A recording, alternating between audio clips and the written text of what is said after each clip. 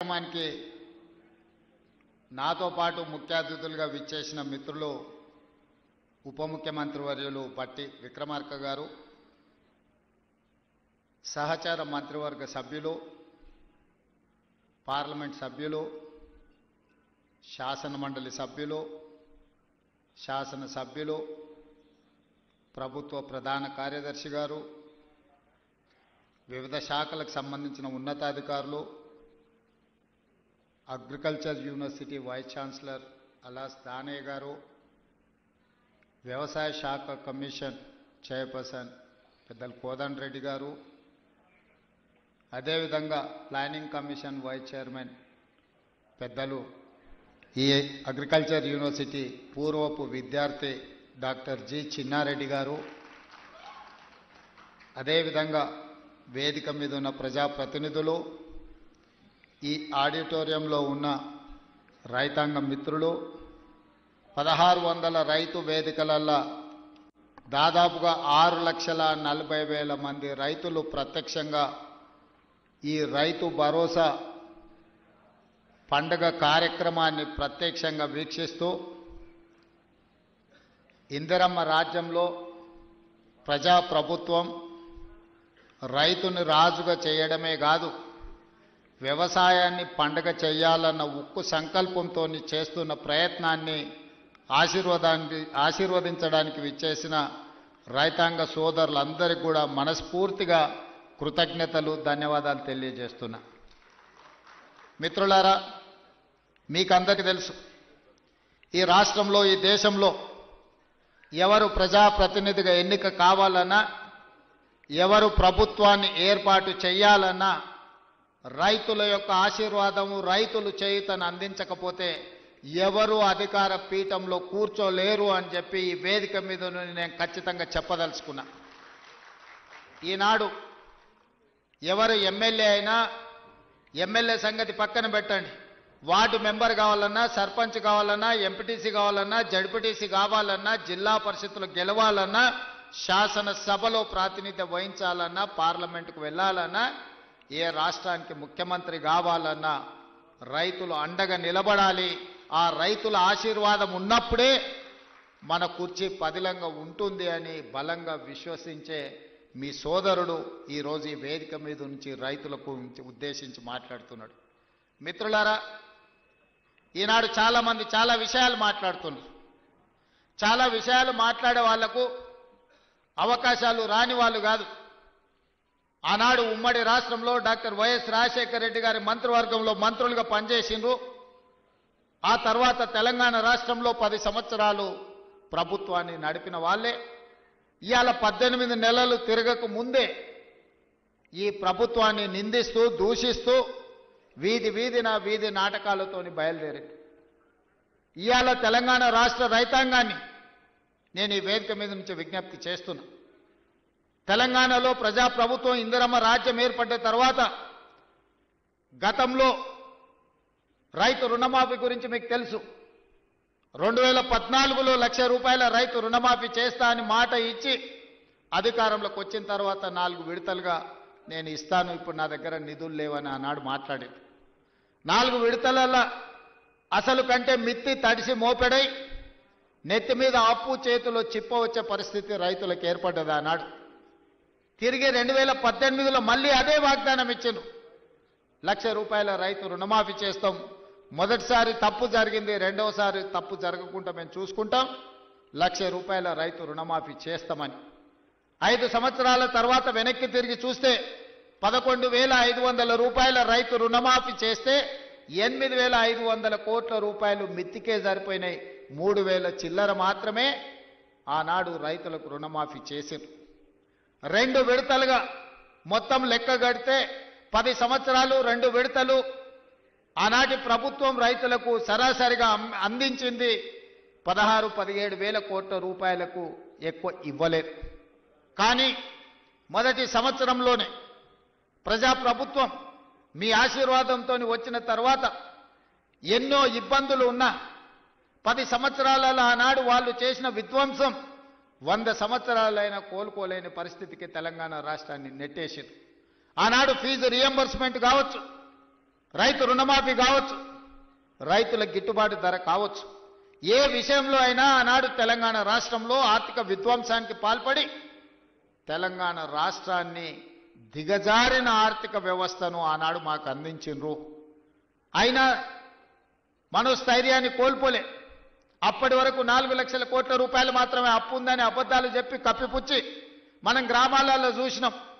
అప్పులకు కూరుకుపోయిన పిల్లగానికి పిల్లనియాలంటే మాకు అప్పులు లేవయా, ఆర్భాటంగా మాకు పెద్ద పెద్ద కార్లు ఉన్నాయి, పెద్ద పెద్ద బంగళాలు ఉన్నాయి, అద్దాల మేడలు ఉన్నాయి. ఈ అద్దాల మేడలు చూసి మా పెద్ద కార్లను చూసి మాకు పిల్లని ఇవ్వండి అని చెప్పి ఊరి మీద కట్నాన్ని ఎక్కువ తెచ్చుకునేటోళ్ళ మనం గ్రామాలలో చూసినాం. అదే విధానాన్ని ఆనాటి ప్రభుత్వంలో పెద్దలు పెద్ద పెద్ద బంగళాలు కట్టిరు, అద్దాల మేడలు కట్టిండ్రు, రంగుల గోడలు చూపించిండ్రు. కానీ రైతుల యొక్క ఆర్థిక వ్యవస్థ చిన్న భిన్నం అయిపోయింది. విద్యార్థులకు ఫీజు రియంబర్స్మెంట్ ఇవ్వలేని పరిస్థితి, రైతులకు రుణమాఫీ చేయలేని పరిస్థితి, రైతులు పండించిన పంటను కొనుగోలు చేయలేని దివాలా పరిస్థితి తెలంగాణ రాష్ట్రంలో ఉండే. ఆనాడు అసెంబ్లీ సాక్షిగా ఆనాటి పెద్ద ఆయన చెప్పిండు, మేమేం సత్రం నడపలేమీడా, రైతులకు మేము పండించిన పంట కొనాలంటే 7,000 కోట్ల రూపాయల నష్టం వచ్చింది, మేమెందుకు కొంటాం, ఓరేసుకుంటే మీరు ఉరేసుకున్నట్టే. ఆనాడు చెప్పిన మాట వాస్తవం కాదా అని నేను మిమ్మల్ని అడుగుతున్నా. మిమ్మల్ని అందరినీ ఒరేసుకోవద్దు, ఒరేసుకుంటే మేము కొనుగోలు చేయం, ఒకవేళ మీరు ఒరేసుకుంటే ఉరేసుకొని చావాల్సిందే అని రైతులకు చెప్పి స్వయంగా వాళ్ళ వ్యవసాయ భూమిలో ఫామ్ హౌస్లో 150 ఎకరాల ఒడ్లు పండిస్తే అవి మొత్తం తీసుకొచ్చి బహిరంగంగా పెట్టిన. ఆనాడు వాళ్ళ పొలంలో పండించిన వడ్లకు 4,200 రూపాయలు ధర ఇచ్చి కొనుగోలు చేసేటోళ్ళు వచ్చారు. మరి మనం పండించిన పంట 200 తక్కువైనా 2,000కు మేము అమ్ముతామంటే కొనేటోళ్ళు లేరు. మేము ఐకేపీ కేంద్రాలు తెరవమని చెప్పి ఆనాటి పరిస్థితి, ఆనాటి ప్రభుత్వం రైతులకు పంగనామాలు పెట్టే పరిస్థితి తీసుకొచ్చింది. ఇవన్నీ ఇంకా మర్చిపోలే, ఇప్పుడే ఆనాటి గాయాలు మానిపోలే. అయినా అలాంటి పరిస్థితుల్లో తెలంగాణ రాష్ట్రంలో ప్రభుత్వాన్ని ఏర్పాటు చేసి ఆనాడు స్పష్టంగా చెప్పినాం, మీరు వరి పండించండి, రాష్ట్ర ప్రభుత్వం కొనుగోలు చేస్తుంది, చివరి గింజ వరకు కొనే బాధ్యత మా ప్రభుత్వం తీసుకుంటుంది. ఎందుకంటే ఆనాడు ఇందిరమ్మ రాజ్యంలో సోనియా గాంధీ గారు కనీసం మద్దతు ధరను తీసుకొచ్చి రైతు పండించిన పంటకు దళారుల చేతిలో మోసపోకుండా ఈరోజు కనీసం మద్దతు ధరను అందించి రైతు పండించిన పంట కొనుగోలు చేసే బాధ్యత మాది అని చెప్పి ఈరోజు కాంగ్రెస్ ప్రభుత్వం మీ ముందు నిలబడి మొదటి విడతగా పంట కొనుగోలు చేసినాం. రెండవ విడతకు వచ్చినప్పుడు నేను చెప్పిన పెద్దలు ఉత్తమ్ కుమార్ రెడ్డి గారితో మాట్లాడి, అన్న దొడ్డు బియ్యం తింటలేరు, ఈరోజు గ్రామాలలో చైతన్యం వచ్చింది. రైతులు స్వయంగా 10 రూపాయలు ఖర్చైనా కూలికి పోయి ఉపాధి హామీ కూలీ చేసుకునే పేదలు కూడా ఈరోజు సన్న బియ్యంతోని బుక్కడు అన్నం తింటుండ్రు. సన్న బియ్యం మనం ఇవ్వాలి, సన్న బియ్యం ఇవ్వాలి అంటే మన రైతులు సన్న వడ్లు పండించాలి. ఎందుకంటే తెలంగాణలో పండించే వడ్లు నాణ్యమైనవి, శ్రేష్టమైనవి. కానీ దొడ్డు బియ్యం పండిస్తే దొడ్డు బియ్యం తినే పరిస్థితి లేదు. మనము రేషన్ షాపులలో దొడ్డు బియ్యం ఇస్తే మళ్ళీ తిరిగి మిల్లర్లు కొంటుర్రు, లేకపోతే కోళ్ళ దానాకు పోతున్నాయి. దొడ్డు బియ్యం ఇవ్వద్దు, సన్న బియ్యం ఇవ్వాలి అని నేను చెప్పిన. మరి ఏం చేయాలి, సన్న బియ్యం ఇవ్వాలి అని అంటే నేను చెప్పిన, మీరు రైతులకు విజ్ఞప్తి చేయండి, నేను చేస్తా, మీరు చేయండి. ఉప ముఖ్యమంత్రి గారు చేస్తారు, వ్యవసాయ శాఖ మంత్రి గారు చెప్తారు, రైతులకు సన్న వడ్లు పండిస్తే 500 రూపాయల బోనస్ ఇచ్చి ఆ వడ్లను కొంటాము, మాది బాధ్యత అని అంటే నమ్మకంగా విశ్వాసంగా తెలంగాణ రాష్ట్రంలో పండించిన పంటలో 60% పోయినసారి సన్న వడ్లు మీరు పండిస్తే ఆ సన్న వడ్లను కొన్ని సన్న బియ్యం చేసి ఇవాళ పేదోళ్లకు సన్న బియ్యం రేషన్ షాపులలో పంచుతున్న మాట వాస్తవం కాదా? 6,40,000 కుటుంబాలు ఈరోజు రైతు వేదికలలో ఉన్నారు. ఇవాళ మా అక్కలీడికి వచ్చిండ్రు, రైతులు మాట్లాడినరు, మా ఆడబిడ్డలు మాట్లాడినరు. ఇవాళ పిల్లలకు రేషన్ షాపుల్లో మా ప్రభుత్వం ఇస్తున్న సన్న బియ్యంతో అన్నం పెడుతున్నారా లేదా ఒకసారి ఆలోచన చెయ్యండి. ఇవాళ మా రైతాంగానికి నేను ధన్యవాదాలు చెప్పదలుచుకున్నా. మీరు ఈ ప్రభుత్వం మీద నమ్మకంతో, విశ్వాసంతో బోనస్ ఇస్తారో ఇవ్వరో అని అనుమానం ఉన్నా మీరు సన్న వడ్లు పండించిండ్రు కాబట్టి ఆ సన్న వడ్లు ఇవాళ బియ్యంగా మారి పేదోళ్ళ కడుపు నింపుతున్నది అని అంటే రైతులు చేసిన ధైర్యం. అందుకే మీరు పండించిన సన్న వడ్లకు 500 రూపాయల బోనస్ ఇచ్చి కొనుగోలు చేసినాం.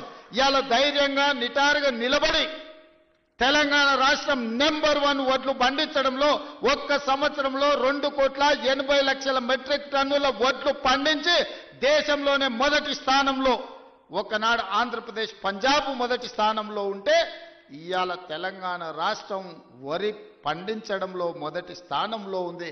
అందులో సన్న వడ్లు పండించడంలో మనం మొదటి స్థానంలో ఉన్నాం. ఇవాళ మన రైతుల శ్రమ ఊరిక పోలే. ఇవాళ మీరు కష్టపడి పండించిన సన్న వడ్లు బియ్యంగా మారి పేదోళ్ళ కడుపు నింపుతున్నాయి అని అంటే ఇంతకంటే రైతుల కళ్ళల్లో ఆనందం ఏముంటుంది? తెలంగాణ రాష్ట్ర ముఖ్యమంత్రిగా మీ సోదరుడిగా ఇంతకంటే విజయం ఏముంటుందని చెప్పి నేను ఈ సందర్భంగా మిత్రులారా మిమ్మల్ని అడుగుతున్నా. అందుకే ఇవాళ రకరకాల ఇబ్బందులు ఉన్నాయి. చాలామంది ఈరోజు మా బిల్లులు రాలేదంటున్నారు. అక్కడక్కడ మా సర్పంచులు రణగొన ధ్వని చేస్తున్నారు మా బిల్లులు రాలేదని. నేను మా సర్పంచ్ మిత్రులను అడుగుతున్నా, అయ్యా నేను వచ్చే నాటికే మీ కాలం అయిపోయింది సర్పంచుల పదవి. మీ సర్పంచ్ పదవులు మీరు సర్పంచులుగా చేసిన పనులు మా హయాంలో చేయలే. ఆనాడు మీరు పనిచేస్తే ఆనాడు బిల్లులు చెల్లించండి. ఆయన మీలాకటి బిల్లులు చెల్లించనివి 1,29,000 కోట్ల రూపాయలు నా నెత్తి మీద అప్పు మోపి పొయ్యిండు. మొయ్యలేనంత భారం నడుము వంగిపోయే పరిస్థితి ఉంది. దాదాపుగా 60,000 కోట్ల రూపాయలు కాంట్రాక్టర్లకు బిల్లులు పెండింగ్ పెట్టిపోయిండు. ఉచిత కరెంటు బిల్లులు 20,000 కోట్లు విద్యుత్ శాఖకు పెండింగ్ పెట్టిపోయిండు. ఇట్లా చెప్పుకుంటూ పోతే ఫీజు రియంబర్స్మెంటు, షాదీ ముబారక్, కళ్యాణ లక్ష్మి ప్రతి దగ్గర దొరికిన కాడల్లా అప్పు చేసిండు. అందిన కాడల్లా టోపీ పెట్టిండు. మొత్తానికి 8,29,000 కోట్ల రూపాయల అప్పు నా నెత్తి మీద మోపి బట్టి విక్రమార్క గారి నడుము వంగిపోయే పరిస్థితి రాష్ట్ర వ్యవస్థను, ఆర్థిక వ్యవస్థను మాకు అప్పచెప్పిండు. ఇన్ని అప్పులు, ఇన్ని తప్పులు చేసి ఇంకా ఇవాళ రోడ్ల మీదకి వచ్చి అడ్డమైన మాటలు మాట్లాడుతున్నారు. ఇవాళ వాళ్ళు చేసిన అప్పులను, వాళ్ళు చేసిన తప్పులను సరిదిద్దడానికి రోజుకు 18 గంటలు పనిచేసిన సరిపోని పరిస్థితి. ఈ నేపథ్యంలో ఈరోజు సర్పంచులు ఒక పక్కన ఫీజు రియంబర్స్మెంట్, ఇంకొక పక్కన ప్రభుత్వ ఉద్యోగులకు పాపం 35 ఏళ్ళు కష్టపడి ఉద్యోగాలు చేసి వాళ్ళు దాచిపెట్టుకున్న పైసలు, వాళ్లకు రిటైర్మెంట్ బెనిఫిట్స్ ఇవాళ 12,000 కోట్ల రూపాయలు బకాయిలు పెట్టిపోయాడు. ఎవరైనా నమ్మకంగా ప్రభుత్వం దగ్గర పనిచేసి 35 సంవత్సరాల తర్వాత రిటైర్ అయిపోతే రిటైర్మెంట్ బెనిఫిట్స్ ఇవ్వాల్సిన పరిస్థితి ఈరోజు రాష్ట్ర ఆర్థిక వ్యవస్థ దెబ్బతిన్నది.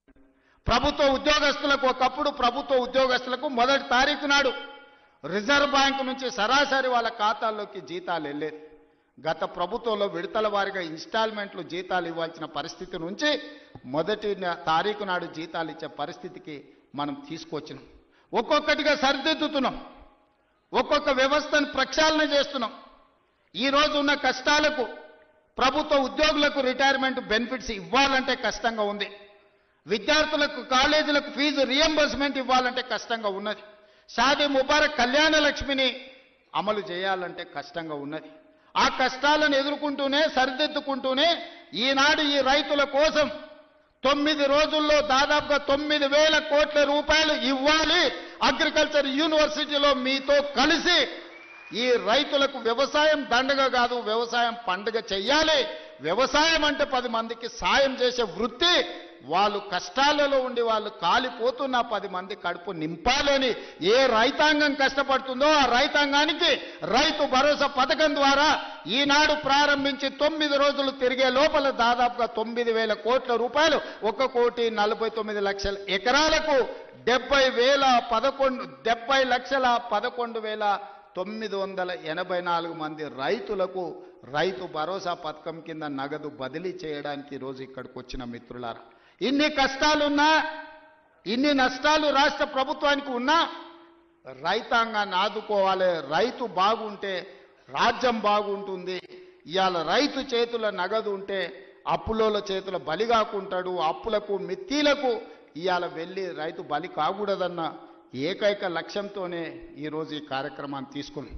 ఇప్పటి వరకు దాదాపుగా రైతు రుణమాఫీ కావచ్చు, లేకపోతే రైతు భరోసా కావచ్చు, అదేవిధంగా వ్యవసాయానికి ఉచిత విద్యుత్తు కావచ్చు, అదేవిధంగా రైతులు పండించిన పంట కొనుగోళ్లు, దాంతోపాటు బోనస్ కావచ్చు, అదేవిధంగా రైతు బీమా కావచ్చు.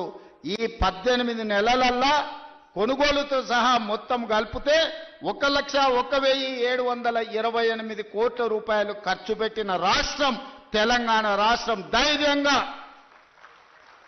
పైసకు లెక్క చెప్తా రేపు అసెంబ్లీలో 18 నెలల్లో రైతులు పండించిన పంటకు గిట్టుబాటు ధరతో పాటు బోనసు, రుణమాఫీ, రైతు బీమా, రైతు భరోసా కలిపి 1,00,000 కోట్ల రూపాయలు ఖర్చు పెట్టిన ప్రభుత్వం, ప్రజా ప్రభుత్వం, మన ప్రభుత్వం. ధైర్యంగా గ్రామాలకు వెళ్ళి చెప్పండి. ఏ గ్రామంలో అయినా సవాలు విసురుదాం. ఆ 10 సంవత్సరాలలో వాళ్ళు చేసిన రైతు రుణమాఫీ ఎంత, ఒక్క సంవత్సరంలో మనం చేసిన రైతు రుణమాఫీ ఎంత.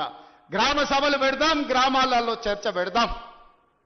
ఆనాడు వాళ్ళు పండించిన పంట కొనుగోలు చేయడానికి ఐకేపీ కేంద్రాలు తెరవకపోతే ఈరోజు 8,000 పైచీలకు ఐకేపీ కేంద్రాలు తెరవడమే కాదు, 48 గంటలు తిరిగే లోపల ఉత్తమ్ కుమార్ రెడ్డి గారు ఏ రైతు పంట అమ్ముకున్నాడో అతని ఖాతాలో నగదు బదిలీ చేయడమే కాదు, 500 రూపాయల బోనస్ ఇచ్చి ఇవాళ రైతుల ఆత్మగౌరవం పెంచే విధంగా ఈరోజు రాష్ట్ర ప్రభుత్వం ప్రయత్నం చేస్తుంది. ఆనాడు ధరణి పేరు మీద దోపిడీ చేస్తే, ధరణి కొంతమంది దోపిడీదారులకు చుట్టమైతే భూభారతి చట్టాన్ని తెచ్చి పేదలకు అండగా నిలబడి ఈరోజు పొంగులేటి గారు గ్రామాన గ్రామ సభలు పెట్టి రైతుల సమస్యల్ని పరిష్కరించే ప్రయత్నం చేస్తున్నాం. ఎన్నో చిక్కుముళ్ళు, ఎన్నో సమస్యలు అడుగు ముందుకు వెయ్యాలంటే ఒక చీకటి పరిస్థితి. అక్కడి నుంచి వెలుగు వైపు రాష్ట్ర ప్రభుత్వాన్ని, రైతాంగాన్ని నడిపించే ప్రయత్నం చేస్తున్నాం. అరే పిల్లగాడు కొత్తగా వచ్చిండు, కొంతకాలం సమయం ఇద్దామన్నా కనీసం విజ్ఞత లేదు. 10 సంవత్సరాలు పరిపాలించిన వాళ్లకు మొదటి రోజు నుంచే ఎట్లయినా పడగొడదాం, ఎట్లయినా ఇబ్బంది పెడదాం. విద్యార్థులు చచ్చిపోతే సంతోషంతో నృత్యాలు చేస్తారు, రైతులు చచ్చిపోతే సంతోషంతో వాళ్ళు ఇవాళ చేస్తున్నారు. ఎక్కడైనా బస్సు కింద పడేవారని చచ్చిపోతే వాళ్ళకు ఆనందమే, ఎక్కడైనా ఆహార కలుషితమైపోయి విద్యార్థులు చచ్చిపోతే వాళ్ళకు ఆనందమే, ఎక్కడైనా రైతు ఆత్మహత్య చేసుకుంటే వాళ్ళకు ఆనందమే. ఎందుకంటే వీళ్ళ చావుల పునాదుల మీద అధికారం అల్కగా ఎక్కొచ్చన్న ఆలోచన, దుర్మార్గమైన దురాలోచనతోటి ఈరోజు ప్రతిపక్ష పార్టీ పనిచేస్తున్నది. అరే కొంతకాలమైన సమయం ఇయ్యరా, సరిదిద్దుకోవడానికి అవకాశం ఉండదా? 5 ఏళ్ల కోసం ఎన్నికైన ఈ ప్రభుత్వం ప్రజల కోసమే పనిచేస్తుంది కదా. ప్రతినిత్యం మీ మధ్యలోనే ఉన్నాం కదా. ఎక్కడైనా ఫామ్ హౌస్లో పండుకున్నామా, ఎక్కడైనా దాచుకున్నామా? లేం కదా, మీ మధ్యలోనే ఉన్నా కదా. ఎవరు వచ్చినా కలుస్తున్నాం కదా. నేను కానీ మా మంత్రులు కానీ ఏ ఒక్క రోజైనా ఈ రైతాంగాన్ని కలవకుండా, మా ఎమ్మెల్యేలు గ్రామాలు తిరగకుంటే ఎక్కడైనా ఉన్నారా ఈ 18 నెలల? గతంలో ఎప్పుడైనా ముఖ్యమంత్రి ఎన్నిసార్లు కనిపించిండో లెక్కలు తీయండి. ఎన్నిసార్లు సచివాలయానికి వచ్చిండో మీరు చూడండి. ఈనాటి పరిపాలన చూడండి. అంతెందుకు, టెలిఫోన్ ట్యాపింగ్ గురించి మీకు తెలుసు కదా. భార్యాభర్తలు మాట్లాడుకుంటే కూడా ఫోన్ లేని పరిస్థితి ఆయనలో ఉండే. ఇవాళ మమ్మల్ని బహిరంగంగా వచ్చి ఏమన్నా దూషించినా ఫోన్లలో మాట్లాడుకున్నా మీకు అందరికీ స్వేచ్ఛగా లేరా? ఫోన్లలో భయపడుతారు ఇప్పుడు మాట్లాడానికి. గతంలో ఎట్లుండే, ఇవాళ ఎట్లుంది? ఈ స్వేచ్ఛ 4 కోట్ల తెలంగాణ ప్రజలకు వచ్చిందా, రాలేదా? తెలంగాణ ప్రజలు కోరుకున్నది స్వేచ్ఛ కదా, సామాజిక న్యాయం కదా, సమాన అవకాశాలు కదా. ఈనాడు కులగణన కావచ్చు, లేకపోతే ఎస్సీ వర్గీకరణ కావచ్చు. ఇవాళ మంత్రివర్గంలో 4 దళితులు, ఒక స్పీకర్, 5 మంది ఉన్నారు. ఆ ఒక ఏకలింగం ఉండే, ఆ ఏకలింగం ఉండే ఆ ప్రభుత్వంలో. ఇవాళ ఈ వేదిక మీద 5 మంది ఉన్నారు. 4 మంత్రులు, ఒక స్పీకర్ దళిత సామాజిక వర్గం నుంచి ఇవాళ ఈ వేదిక మీద కూర్చున్నారంటే సామాజిక న్యాయం అనేది కాంగ్రెస్ పార్టీతోనే సాధ్యమవుతుంది. సమాన అవకాశాలు ఈ ప్రభుత్వంలోనే ఉంటాయి. 60,000 ఉద్యోగాలు ఇచ్చింది మన పార్టీ, మన ప్రభుత్వం సంవత్సరం తిరిగే లోపల. నేను ఛాలెంజ్ చేస్తున్న, భారతదేశంలో స్వతంత్రం వచ్చినప్పటి నుంచి ఏ రాష్ట్ర ప్రభుత్వమైనా, ఉమ్మడి రాష్ట్రంలో కూడా, ఆనాడు ఆంధ్రప్రదేశ్లో కూడా ఒక్క సంవత్సరంలో 60,000 ఉద్యోగాలు ఇచ్చిన చరిత్ర లేదు. మన ప్రభుత్వం 60,000 ఉద్యోగాలు ఇవాళ ఇచ్చింది. శాఖల వారిగా నేను లెక్క చెప్తా. ఒకప్పుడు ఉద్యోగాల కోసం తెలంగాణ ఉద్యమమే వచ్చింది.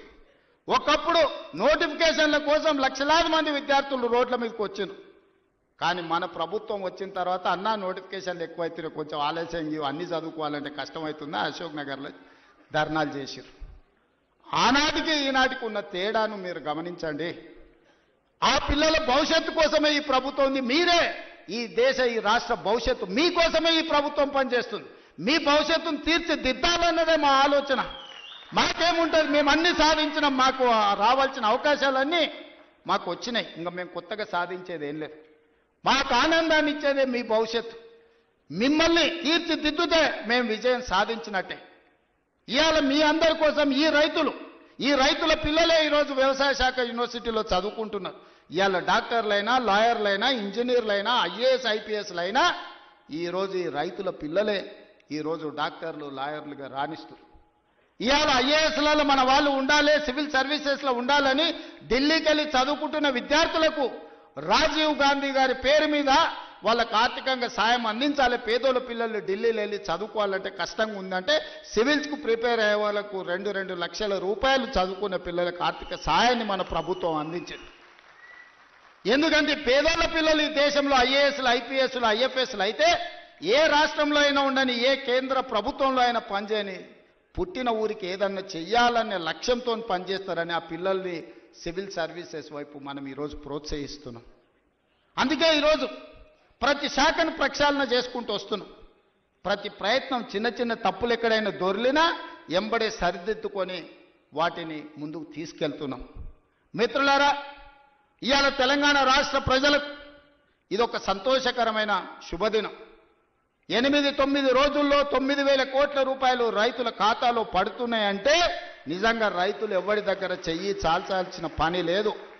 ఏ పెట్టుబడికైనా ఇంతకుముందే పెద్ద ఆయన వచ్చి చెప్పిపోయిండు, సార్ ఉత్త ఒడ్లే కాదు, కూరగాయలు పండిస్తే లాభం ఉంది, మొక్క పండిస్తే లాభం ఉంది, ఆలుగడ్డలు పండిస్తే లాభం ఉంది, నేను పెట్టుబడి పెట్టిన దానికంటే నాకు అధికంగా లాభం వచ్చింది, డ్రిప్ ఇవ్వాలని పెద్ద ఆయన వచ్చి చెప్పిపోయిండు. దాని నుంచి మనం నేర్చుకోవాల్సిన అవసరం ఉంది. ఒకప్పుడు డ్రిప్, స్ప్రింక్లర్స్, వ్యవసాయ పనిముట్లు ఆనాడు ఉచితంగా లేకపోతే 90% సబ్సిడీతో కాంగ్రెస్ ప్రభుత్వం ఇచ్చింది. ఇవాళ అవన్నీ మాయమైపోయినాయి. అందుకే మళ్ళీ వ్యవసాయ శాఖ మంత్రి గారికి నేను సూచన చేస్తున్నా, వ్యవసాయ పనిముట్లను రైతులకు అందించి మంచి పంటలు పండించడానికి అవసరమైన కమర్షియల్ క్రాప్స్ను ప్రోత్సహించాల్సిన అవసరం ఉంది. ఎందుకంటే వ్యవసాయం లాభసాటిగా కావాలి. వ్యవసాయం వ్యవసాయ కుటుంబంలో 4 ఉంటే ఒకరు కుటుంబాన్ని చూసుకోవాలి, ఒకరు వ్యవసాయం చూడాలి, ఒకరు ఉద్యోగం చేయాలి, ఇంకొకరు వ్యాపారం చేయాలి. అప్పుడే ఆ కుటుంబం ఆర్థికంగా నిలబడుతుంది. అప్పుడే రాష్ట్రం అభివృద్ధి పదం వైపు నడుస్తుంది. రాబోయే 10 సంవత్సరాలలో తెలంగాణ ఎకానమీని $1 ట్రిలియన్ ఎకానమీ చేయాలంటే వ్యవసాయం లాభసాటిగా మారాలి. రైతుల పెట్టుబడికి 2 లాభం వచ్చినప్పుడే తెలంగాణ రాష్ట్ర ఆర్థిక వ్యవస్థ అభివృద్ధి పదం వైపు నడుస్తుంది. మరి తెలంగాణ రాష్ట్ర ఆర్థిక వ్యవస్థ అభివృద్ధి పదం వైపు నడపాలంటే పరిశ్రమలు పెట్టే వాళ్ళకు సబ్సిడీలు ఇవ్వడమే కాదు, పరిశ్రమలు పెట్టే వాళ్ళకు భూములు ఇవ్వడమే కాదు, వ్యవసాయం చేసుకుంటున్న పేద రైతులకు కూడా సబ్సిడీలు ఇవ్వాల్సిన అవసరం ఉంది, ఇన్సెంటివ్లు ఇవ్వాల్సిన అవసరం ఉంది, టెక్నాలజీని బదిలీ చేయాల్సిన అవసరం ఉంది, సాంకేతిక నైపుణ్యాన్ని నేర్పాల్సిన అవసరం ఉంది. ఈరోజు టెక్నాలజీలో ఏఐ టెక్నాలజీ వచ్చింది. రైతుకు తెలీదు పాపం, 2 ఎకరాలలో ఒడ్లు పండిస్తే మొత్తానికి యూరియా చల్లుతాడు. కానీ ఎక్కడ సమస్య ఉందో అక్కడనే చల్లగలిగిన సాంకేతిక నైపుణ్యాన్ని తెస్తే ఎరువుల బాధ దప్పుతుంది, కలుషితమైన ఆహారం తగ్గుతుంది, భూమి సారవంతమైన నేలగా ఉంటుంది. ఇట్లాంటి సాంకేతిక నైపుణ్యాన్ని కూడా ఈరోజు వ్యవసాయ శాఖ నేర్చుకోవాల్సిన అవసరం ఉంది, రైతులకు నేర్పాల్సిన అవసరం ఉంది. అదేవిధంగా ఈరోజు వ్యవసాయ పంపు సెట్లు సంవత్సరానికి దాదాపుగా 17,000 కోట్ల రూపాయలు ఉచిత విద్యుత్తుకి ఈరోజు మనం ఖర్చు పెడుతున్నాం. ఇవాళ అదే సోలార్కి మనం మారిపోతే సోలార్తోని మీ వ్యవసాయం ఉచితమే కాదు, మీరు సోలార్ విద్యుత్తు ద్వారా నెలకు 2,000, 3,000 మా ఆడబిడ్డలకు ఆదాయం వచ్చేటట్టు విద్యుత్తు శాఖకు సంబంధించి ఉప ముఖ్యమంత్రి గారు ప్రణాళికలు చేస్తే రైతులు సిద్ధంగా ఉన్నారు. దానికి అవసరమైన పెట్టుబడి మనం పెడదాం. కొన్ని వేల కోట్ల రూపాయలు ఒకసారి పెట్టుబడి పెట్టినా 25 సంవత్సరాలు ఈ రైతులకు లాభసాటిగా ఉంటుంది. వాళ్ళు వాడుకునేది వాడుకోగా మిగిలిన విద్యుత్తును మీకు అమ్ముతారు. ఈరోజు మా రైతులు అదాని అంబానీలతో పోటీ పడే విధంగా తీర్చిదిద్ది సోలార్ విద్యుత్ ఉత్పత్తిలో అదానీలతో పోటీ పడే విధంగా మా రైతుల్ని ఇంటికాడ కూర్చున్న వాళ్ళకే ఆదాయం వచ్చే విధంగా ప్రణాళికలు చేయాలి. ఈ వేదిక మీద నుంచి ఎనర్జీ డిపార్ట్మెంట్కు అదేవిధంగా సంబంధిత శాఖ మంత్రి గారికి నా సూచన, మీరు ప్రణాళికలు సిద్ధం చేయండి, రైతులను చైతన్యం చేద్దాం, రైతులకు అవగాహన కల్పిద్దాం. ముందు మంది ఆడబిడ్డలు చదువుకొని విజ్ఞతతో మాట్లాడిన ఆ పెద్ద ఆయన మాట్లాడుతుంటే ఆయన ఉపయోగించిన ఇంగ్లీష్ భాష కావచ్చు, పదాలు కావచ్చు, అవగాహన కావచ్చు, అనుభవం కావచ్చు, ఆ పిల్లలే కాదు వేదిక మీద ఉన్న మంత్రులు కూడా నేర్చుకోవాలి. విషయాన్ని ఏ విధంగా సూటిగా శుద్ధి లేకుండా ఎట్లా చెప్పొచ్చో, అవగాహన ఎట్లా కల్పించో ఆ పెద్ద మనిషిని మనం చూసి నేర్చుకోవచ్చు. అందుకే ఇవాళ అలాంటి వాళ్ళని నేను కలెక్టర్లకు ఆదేశాలు ఇస్తున్నా. వ్యవసాయం మీద అవగాహన ఉండి 10 మందికి నేర్పాలన్న పెద్ద మనుషులను గ్రామాలు తిప్పండి. రైతు వేదికలలో సమావేశాలు పెట్టండి. వాళ్ళ చేత అవగాహన కల్పించండి. అవసరమైతే వాళ్ళకి ఆహారూర్యం ఇవ్వండి. రోజుకో 1000 రూపాయలు ఇవ్వండి. వాళ్ళ అవగాహనతోని రైతు వేదికలలో పోయి అవగాహన కల్పించినందుకు అదొక గుర్తింపు, ఒక గౌరవం. 1000 రూపాయలతోనే ఒక రోజు వాళ్ళ జీవితంలో మార్పు వస్తుందని నేను చెప్పడం లేదు. కానీ ప్రభుత్వం ప్రోత్సహిస్తుంది, ప్రభుత్వం గుర్తిస్తుంది, ప్రభుత్వం మిగతా రైతులకు అవగాహన కల్పించడానికి ప్రయత్నం చేస్తుంది అని చెప్పడానికి ఇవన్నీ కూడా ఉపయోగపడతాయి. కాబట్టి కలెక్టర్లందరికీ కూడా ఈ వేదిక మీద నుంచి చీఫ్ సెక్రటరీ గారికి నేను ఇన్స్ట్రక్షన్స్ ఇస్తున్నా. కలెక్టర్లందరినీ కూడా మీరు కలెక్టర్స్ కాన్ఫరెన్స్ తీసుకొని సోలార్ పంపు సెట్ల వల్ల ఉన్న ప్రయోజనం ఈరోజు రైతులకు వరే కాకుండా ఇతర లాభసాటి పంటలు ఏ విధంగా పండించాలి, భూమి యొక్క సారాన్ని చూసి ఏ భూమిలో ఏ పండ్ల తోటలు వస్తాయో, ఏ భూమిలో ఏ కూరగాయలు పండుతాయో, ఏ భూమిలో ఏ పంట అధిక దిగుబడి వస్తుందో, అది మొక్కజొన్న వస్తుందా, లేకపోతే పత్తి వస్తుందా, మిర్చి వస్తుందా, లేకపోతే కందులు వస్తాయా. మా కొడంగల్ తాండూరు ప్రాంతంలో మేము కందులు పండిస్తాం. దేశానికే మా కందిపప్పు అంటే, తాండూరు కొడంగల్ కందిపప్పు అంటే దేశంలో గొప్ప పేరు. ఏ ఏరియాలో ఏ పంట వండుతుందో, అచ్చంపేట ప్రాంతంలోకి పోతే దోసకాయలు వండుతాయి. దోసకాయ కందిపప్పు ఎంత బ్రహ్మాండంగా ఉంటుందా. చికెన్ మటన్ కూడా వనికిరాదు దాని ముందర. ఇప్పుడు ఆ పిల్లలకు తెలియకుండానే పోయింది. కొత్త తరానికి ఇప్పుడు దోసకాయలు అంటారు, వెనక బుడంకాయలు అనేటోళ్ళు. అవునా? కందిపప్పులా వేసి చేస్తే మన అమ్మనో నాయనమ్మనో వండితే మటన్ చికెన్ కంటే టేస్టీగా ఉండేది. జొన్న రొట్టెతోని కందిపప్పు బుడంకాయలతో తింటే ఎంత మజా ఉండేదా. ఇవాళ ఆ రుచులే పోయినాయి. అందుకే ఈరోజు పంట మార్పిడి జరగాలి, ఆలోచనలో చైతన్యం రావాలి, ప్రజలకు ఉపయోగపడాలి. మనము పోయి ఎక్కడెక్కడనో పోయి ఏదో కొత్త రకాల వంటలు, కొత్త రకాల డైట్ అని తీసుకొస్తున్నారు కొత్త కొత్తవి. ఎందుకంటే మన పెద్దోళ్ళు మనకి ఇచ్చిపోయారు. జొన్న రొట్టె తినండి, మీ బట్టలు మీరు ఉతుక్కోండి, 6 ప్యాక్ ఉంటుందో లేదో మీకు తెలుస్తుంది. మీ బట్టలు మీరు ఉతుక్కొని జొన్న రొట్టె తింటే మీరు ఏ జిమ్ములకి వెళ్ళి కండలు పెంచాల్సిన పని లేదు. ఆటోమేటిక్గా మీరు 6 ప్యాక్ తయారవుతారు. అవేవి చేయకుంటుండి జిమ్ములలో పోయి స్టెరాయిడ్స్ వారి ఆరోగ్యాన్ని పాడు చేసుకుంటారు. అందుకే ఈరోజు మా రైతులను ఇన్ని లక్షలాది మందిని వేదిక మీద నుంచి, వ్యవసాయ యూనివర్సిటీ నుంచి లక్షలాది మంది రైతులను ఉద్దేశించి ప్రసంగించడమే కాదు, వాళ్ళకు వేలాది కోట్ల రూపాయలు బదిలీ చేయడం ఇదొక మర్చిపోని జ్ఞాపకం. మీ అందరికీ ఈ ప్రభుత్వం అండగా నిలబడుతుంది. రాబోయే రోజుల్లో భూమి అనేది మీకు ఇండ్ల పట్టా అనేది ఇందిరమ్మ ఇల్లు అనేది ఇందిరమ్మనే ఇచ్చింది. ఆనాడు దొరల దగ్గర, భూస్వాముల దగ్గర వేలాది ఎకరాలు ఉంటే అగ్రికల్చర్ సీలింగ్ యాక్ట్ తీసుకొచ్చి ఆ భూములన్నీ తీసుకొని పేదోళ్లకు అసైన్మెంట్ పట్టాల పేరు మీద పంచిపెట్టారు. అటవీ ప్రాంతంలో ఉన్న ఆదివాసులకు, లంబాడ సోదరులకు పోడు భూముల పట్టాలిచ్చి వాళ్ళని భూ యజమానులను చేసింది. ఇల్లు లేనోళ్లకు ఇంటి పట్టా ఇచ్చింది, ఇల్లు కట్టుకోలేని వాళ్ళకు ఇందిరమ్మ ఇల్లు కట్టించింది. డబుల్ బెడ్రూమ్ ఇల్లు అన్నాడు. ఎవరికన్నా ఇక్కడ ఉన్న పేద రైతుకు డబుల్ బెడ్రూమ్ ఇల్లు వచ్చినాదే. కానీ ఇవాళ లక్షలాది ఇందిరమ్మ ఇల్లు ఇవ్వడానికి మనం ముందుకు వచ్చినాం. మీరు ఇండ్లు కట్టుకోండి, ఒక ఇంటి వాళ్ళు కాండి, ఉన్న ఊర్లో ఇల్లు, ఇంత వ్యవసాయ భూమి అనేది మన ఆత్మగౌరవం. అంతకుమించి రైతులు ఏం కోరుకుంటలేరు. వాళ్ళు కష్టపడ్డ పంటకు వాళ్ళు గిట్టుబాటు ధర అడుగుతారు. అవి కూడా ఇవ్వలేని పరిస్థితిలో ఈ ప్రభుత్వం లేదు. మిమ్మల్ని ఆదుకుంటుంది, మీకు అండగా నిలబడుతుంది. పంట మార్పిడి చేయండి. మీరు ఏం పండించినా పంట మనం కొనుగోలు చేయడానికి అవసరమైన కేంద్రాలను ఏర్పాటు చేస్తాం. నాకు మంచి టీం ఉన్నది, మంచి మంత్రులు ఉన్నారు, అనుభవం కలిగిన వాళ్ళు ఉన్నారు. నాకు మంత్రిగా అనుభవం లేకపోవచ్చు, కానీ అనుభవం కలిగిన మంత్రులు పెద్దలందరూ ఉన్నారు. వాళ్ళందరి సహకారంతో ఒక మంచి పరిపాలన అందించి తెలంగాణ రాష్ట్రం దేశానికి ఆదర్శంగా నిలబడే విధంగా, తెలంగాణ రాష్ట్రం ఈ దేశంలోనే మొదటి స్థానంగా ఉండే రాష్ట్రంగా తీర్చిదిద్దే బాధ్యత తీసుకుంటాం. ఎవరు ఎన్ని గోల పెట్టినా, ధర్నాలు చేసినా, రోడ్డు మీద బండి దొల్లినా, తొడుక్కున్న బట్టలు చించుకున్నా 10 ఏళ్ళు మన ప్రభుత్వమే ఉంటుంది. నేను ఈ మాట చెప్పదలుచుకున్నా. వాళ్ళని చూడండి, వాళ్ళ మాటలు చూడండి. అసూయ, అక్కసు, కడుపు నిండా విషం కనిపిస్తుంది, అహంభావం కనిపిస్తుంది, బల్పు కనిపిస్తుంది మాటలలో. చూడండి టీవీ ముందర మాట్లాడేటప్పుడు ఒక్కసారి ఎందుక 10 ఏళ్ళు ఏలిండ్రు కదా, అన్ని అవకాశాలు ఇచ్చారు ప్రజలు. మిమ్మల్ని ఎవరు చేయొద్దన్నారు? రైతు భరోసా ఇవ్వద్దన్నారా? లేకపోతే రైతుకు పండించిన పంటకు గిట్టుబాటు ధర ఇవ్వద్దన్నారా? రైతు రుణమాఫీ చేయొద్దన్నారా?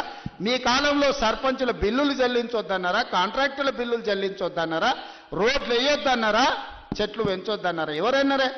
10 ఏళ్ళు మొత్తం మీ ఇష్టారాజ్యంగా పరిపాలన చేసి రాష్ట్రాన్ని రావణ కాష్టంగా మార్చి రాష్ట్రం మొత్తం విధ్వంసం చేసి బొందల గడ్డగా మార్చి ఇంకా సిగ్గు లేకుండా రోడ్ల మీదకి వచ్చి మమ్మల్ని తిట్టే పని చేస్తున్నారు. మీరు ఎన్ని తిడితే ఆ తిట్లన్నీ ఆశీర్వాదం కింద మారుతాయి. అందుకే వాళ్ళని పట్టించుకోవడం మానేసిన నేను. ఎందుకంటే రోడ్డు మీద మనం పోతుంటే అరుస్తూనే ఉంటాయి కొన్ని. అరిసినప్పుడు అరిసిన దానికల్లా వెనక్కి తిరిగి రాయితో కొట్టం కదా. నేను పని చేస్తా, మీరు వాళ్ళ పని చూడండి అని తెలియజేస్తూ మీ అందరి దగ్గర సెలవు తీసుకుంటున్నాను.